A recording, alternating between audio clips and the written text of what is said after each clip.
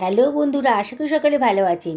রোজ রোজ রুটি তরকারি খেতে ইচ্ছা না করলে বাড়িতে থাকা আটা দিয়ে কিন্তু এই দারুণ স্বাদের রেসিপিটা আপনারা বানিয়ে ফেলতে পারবেন। চলুন তাহলে বানিয়ে ফেলি। আমি এখানে 1 বাটি পরিমাণ আটা নিয়ে নিয়েছি, আর তার ভেতর দিয়ে দিলাম 1/2 টেবিল চামচ লবণ, 1/4 টেবিল চামচ কালো জিরে আর 1/2 টেবিল চামচ সাদা তেল। এবার আটাটাকে আমি ভালো করে ময়ামটা দিয়ে মেখে নিচ্ছি। এবার অল্প অল্প জল দিয়ে আটাটাকে আমি মেখে নেব। দেখুন, খুব বেশি নরমও করিনি, খুব বেশি শক্তও হয়নি। আবারও 1/2 টেবিল চামচ মতো তেল দিয়ে এটা ঢাকা দিয়ে 10 মিনিটের জন্য রেস্টে রেখে দিলাম। আমি একখানা পেঁয়াজ নিয়ে নিয়েছি, পেঁয়াজটাকে কুচি কুচি করে কেটে নিয়েছি। একখানা গাজরও নিয়ে নিয়েছি মাঝারি সাইজের, গাজরটাকেও আমি ঝিরিঝিরি করে কেটে নিলাম। একখানা মাঝারি সাইজের ক্যাপসিকাম নিয়েছি, ক্যাপসিকামটাকেও আমি ঝিরিঝিরি করে কেটে নিলাম। আমি কতগুলো টমেটো নিয়ে নিয়েছি, আগে দিয়ে ধুয়ে পরিষ্কার করে নিয়েছিলাম। টমেটোটাকে অর্ধেক অংশ করে কেটে নিলাম। আমার আটাটা মাখা হয়ে গেছে, প্রায় 10 মিনিট হয়ে গেছে। আটাটাকে আবার একটু ঠেসে ঠেসে মেখে নিচ্ছি। এবার এই আটা থেকে আমি 3খানা বড় সাইজের লেচি বানিয়ে নিচ্ছি। 1 বাটি আটাতে আমার 3খানা লেচি হয়েছে।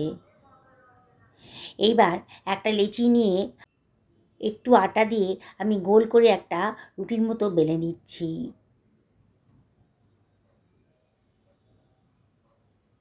খুব বেশি মোটাও হয়নি আর খুব বেশি পাতলাও হয়নি। দেখুন থিকনেসটা কীরকম রেখেছি। এবার ওই রুটিটার উপর দিয়ে দিচ্ছি কুচনো পেঁয়াজের খানিকটা অংশ, খানিকটা গাজরের কুচিও দিয়ে দিলাম, খানিকটা ক্যাপসিকাম কুচিও দিয়ে দিলাম, খানিকটা ধনেপাতা কুচি দিয়ে দিলাম, আর দিয়ে দিচ্ছি কতগুলো কাঁচা লঙ্কা কুচি। সামান্য একটুখানি লবণও ওপর থেকে দিয়ে দিচ্ছি, টেস্টি হবে। আর 1/2 টেবিল চামচ চাট মশলা দিলাম, সামান্য একটুখানি লঙ্কার গুঁড়োও দিয়ে দিলাম, দিয়ে হাত দিয়ে এগুলোকে ভালো করে মাখিয়ে নিচ্ছি। এইবারে আমি এটাকে রোল করে দিচ্ছি। দেখুন, খুব টাইট করে একটু রোলটা করতে হবে, যাতে ভেতরে এয়ার বাবলস না ঢুকে থাকে। শেষের দিকটায় একটু জলের প্রলেপ দিয়ে ভালো করে টাইট করে নেব, তাহলে আর খুলবে না। দেখুন কীভাবে বানালাম। সাইডটাও মানে মুখের দিকটা আর নিচের দিকটাও ভালো করে ঠেসে মুখটা বন্ধ করে দিলাম, মুখটা সিল করে দিলাম। এইভাবে 3খানা রুটি আমি বেলে রেডি করে ফেললাম। স্টিম করার জন্যে এই পাত্রের ওপরে আমি খানিকটা তেল মাখিয়ে নিচ্ছি। আপনাদের বাড়িতে যদি স্টিম করার জন্য এরকম পাত্র না থাকে, তাহলে যে কোনো ফুটোওয়ালা পাত্র বাড়িতে যেটা সবারই থাকে, সেই পাত্রের উপরে আপনারা অয়েল ব্রাশ করে এই রুটিগুলোকে বসিয়ে দিতে পারবেন। দেখুন রেডি হয়ে গেছে। এবার এক একটা রুটিকে আমি এইভাবে বসিয়ে দিচ্ছি। দেখুন বসানো হয়ে গেল। আমি একটা ফ্রাই প্যানের মধ্যে খানিকটা জল বসিয়ে দিয়েছি, 1 বাটি পরিমাণ জল। এবার টমেটোগুলোকে এর ভেতরে দিয়ে দিলাম, 1 ইঞ্চি পরিমাণ আদা কুচিও দিয়ে দিলাম, আর দিয়ে দিচ্ছি কতগুলো রসুনের কোয়া, কতগুলো শুকনো লঙ্কাও এর ভেতরে দিয়ে দিলাম। দিয়ে সব কিছু ভালো করে মিশিয়ে নিচ্ছি। এইবার স্টিম করার জন্য যে পাত্রটা রেডি করেছিলাম সেটা এরপরে বসিয়ে দিচ্ছি। এবারে ওপর থেকে রুটিগুলোর ওপরে একটুখানি অয়েল ব্রাশ করে নিচ্ছি। বানানোটা একেবারেই সোজা। রেসিপিটা ভালো লাগলে পরে লাইক শেয়ার কমেন্ট করতে কিন্তু ভুলবেন না বন্ধুরা। এটাই আমি আপনাদেরকে রিকোয়েস্ট করব। একটু অয়েল ব্রাশ করে নিলাম, নিয়ে এবারে এটা ঢাকা দিয়ে দিচ্ছি। মিনিট 10 মিডিয়াম টু হাই ফ্লেমে এটাকে আমি রান্না করে নেব।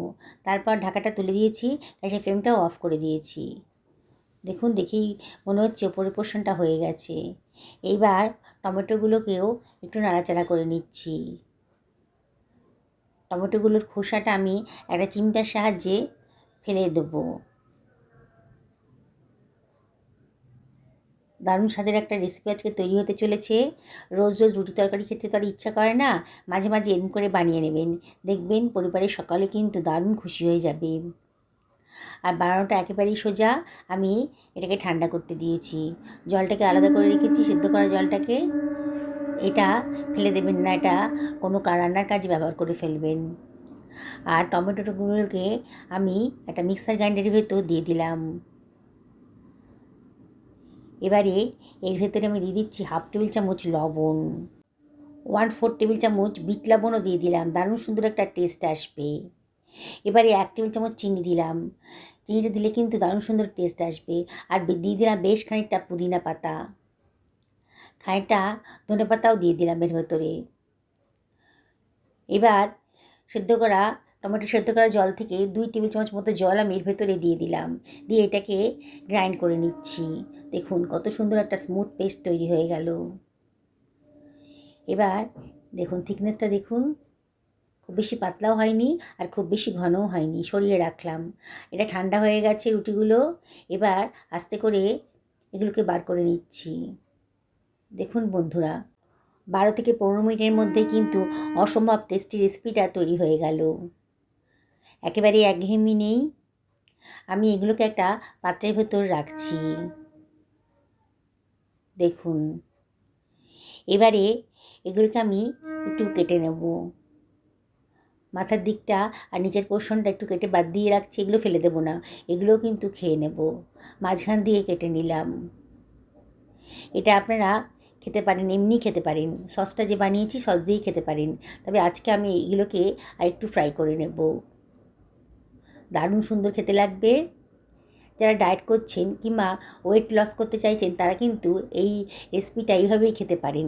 একেবারে অয়েললেস, তেল ছাড়াই রান্না হয়ে গেছে। দেখছেন তো, দেখতেও কত সুন্দর লাগছে। আপনারা এভাবেও খেতে পারেন। তবে আজকে বললাম না আজকে একটু অয়েল ব্যবহার করব, সেই জন্য আমি 2 টেবিল চামচ মতো কর্নফ্লাওয়ার আর 2 টেবিল চামচ মতো জলের সাথে ভালো করে গুলে নিচ্ছি। সামান্য একটু লবণও দিয়ে দিলাম, দিয়ে এটাকে আমি ভালো করে গুলে নেব যাতে কোনো লাম্পস না থাকে। খুব সুন্দরভাবে এটা গোলাটা হয়ে গেছে দেখুন। সরিয়ে রাখলাম। একটা ফ্রাই প্যান গরম করতে দিয়ে দিয়েছি, তার ভেতর দিয়ে দিলাম 3 টেবিল চামচ মতো সাদা তেল। তেলটা যখন গরম হয়ে গেছে কর্নফ্লাওয়ারের ব্যাটারে চুবিয়ে আমি এগুলোকে ভেজে নেব। একসাথে সবগুলো ভাজতে পারবো না, এগুলো যতটা সম্ভব অল্প করে আমি ভেজে নিচ্ছি। ওপর থেকে একটু তেল ছিটিয়ে দিচ্ছি, তাহলে ওপর পোর্শনটাও ভালো করে ভাজা হয়ে যাবে।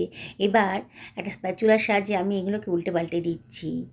গ্যাসের ফ্লেমটা মিডিয়াম টু হাইতে রেখেছি, আর এগুলোকে মাঝে মাঝে একটু উল্টে পাল্টে দিয়ে ভালো করে ভেজে নিতে হবে। দেখুন আমি কীভাবে ভাজছি। ইচ্ছা করলে আপনারা অয়েল ছাড়াও খেতে পারেন, আবার তেলে ভেজেও এগুলো খেতে পারেন। খুবই সুস্বাদু। আমাদের বাড়িতে আমরা প্রায়ই এই ধরনের রেসিপিটা বানিয়ে ফেলি, পরিবারের সকলে কিন্তু দারুণ মজা করে খায়। দেখুন আমার ভাজাটা হয়ে গেছে। এবার এগুলোকে আমি তেল থেকে সরিয়ে রাখছি, আর বাকি যে রেসিপিটা ছিল সেগুলো আমি বানিয়ে নিচ্ছি। যে টুকরোগুলো কেটে রেখেছিলাম সেগুলো কিন্তু ফেলবো না, সেগুলো আমি ফ্রাই করে নেব।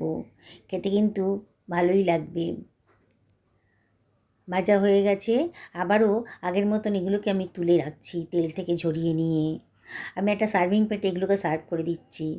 যেসব বন্ধুরা রেসিপিটা দেখছেন অথচ এখনও আমাকে সাবস্ক্রাইব করেননি তাদেরকে আমি রিকোয়েস্ট করবো আমার চ্যানেলটা সাবস্ক্রাইব করার জন্যে। আর যেসব বন্ধুরা ফেসবুক থেকে দেখছেন তাদেরকে আমি রিকোয়েস্ট করব আমার পেজটা ফলো করার জন্যে। দেখুন আমি সার্ভ করে দিয়েছি, আর যে সসটা বানিয়েছিলাম সেটা দিয়েই সার্ভ করে দিয়েছি। একটু শশা কুচিও দিয়ে দিলাম। রাতে ডিনারেই বলুন কিংবা সকালের ব্রেকফাস্ট দারুণ জমে যাবে। আমি আপনাদেরকে আবারও রিকোয়েস্ট করব একদিন বাড়িতে বানিয়ে ফেলুন, পরিবারের সকলকে খাওয়ান, দেখবেন তারা কিন্তু রোজ রোজ এই জলখাবারটাই খেতে পছন্দ করছে। দেখুন কতটা ক্রিস্পি হয়েছে, দেখেই মনে হচ্ছে বাইরেটা একেবারে ক্রিস্পি হয়েছে। আমি একটা ভেঙে দেখাচ্ছি আপনাদেরকে, আর ভেতরটা কিন্তু নরম আছে, পুষ্টিতে ভরপুর। এই রেসিপিটা অবশ্যই একদিন বাড়িতে বানিয়ে ফেলুন। হেলদি খান, সুস্থ থাকুন, ভালো থাকুন। নমস্কার নেবেন।